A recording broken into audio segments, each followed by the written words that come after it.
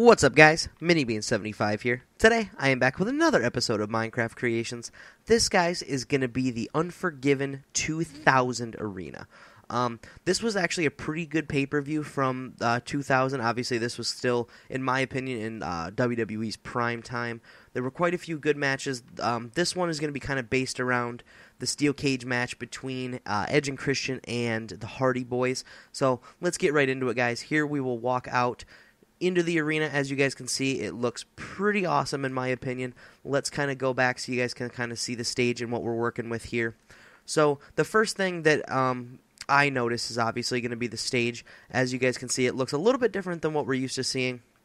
Basically, we've got the two big screens here that basically showed, you know, the intro videos and stuff like that. This here was it said Unforgiven. It was the Unforgiven logo of that specific pay-per-view. Here, where you can see the tree trunks, this is actually supposed to be like a sheet metal. I think it looks really, really cool. Definitely am curious to know what you guys think about it. If you think, you know, if you look at the actual stage and then you look at this, let me know if you think it was a pretty good fit. Then obviously you guys can see a couple of the wither skulls here for the different lighting effects. And then as you guys can see, we've got a couple pyro setups here as well for the intro pyro for the show. So let's take a look at the actual ring itself. The ring setup was the newer setup at the time, basically where it's, you know, what we know of now as just, you know, your basic ring setup. But this is what they had started using.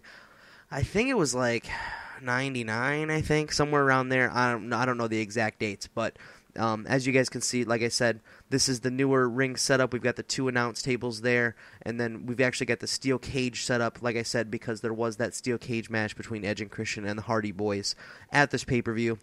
And then the overhead lighting, this was cool because in the early 2000s, this is when they were, probably 99 to 2000, this is when they started doing the overhead ring lighting. They started doing stuff a little bit different. As you guys can see, it kind of looks like spider legs that are kind of raising up and then sticking off.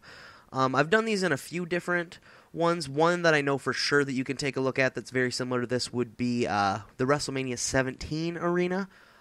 Basically, if you go in there and you take a look at that, they had very similar overhead ring lighting setups where they kind of did some cool stuff. This was the prime time for cool arenas because everything was always unique. They always had a different stage setup.